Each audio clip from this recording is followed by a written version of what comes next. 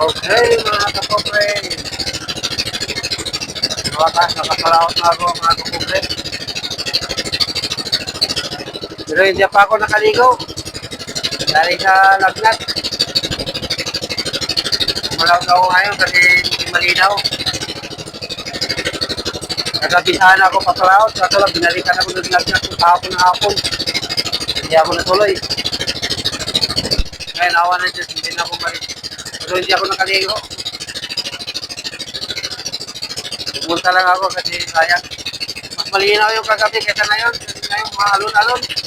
Malaki pa na alon, mga kapobre.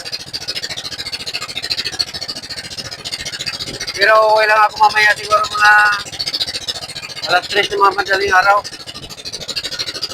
Ano pang oras ngayon? Alas 5:15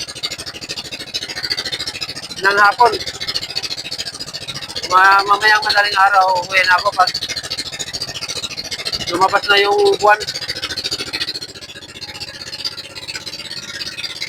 Pero pag mayroon pang isda na kumain, maaga na ako uuwi. Hindi pa ako uwi kahit may buwan na. Kasi nung una, kahit may buwan, kumakain pa rin ng isda.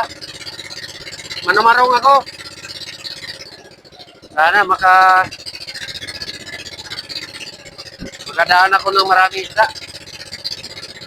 Kasi paswerte-swerte lang din itong panamarong. Baka minsan kasi hindi ka makatama ng isda.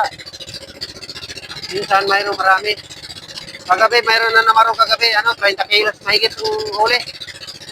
So, 4,000 mahigit yung kita niya. Kaya nga, hindi ako nakapalaot sa kapit. Sana ngayon, mayroon. Kaya hindi lang masira yung panahon. Kasi medyo maulap-ulap po.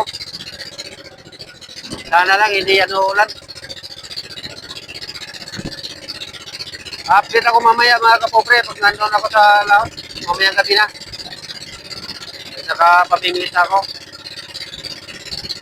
Thank you for watching.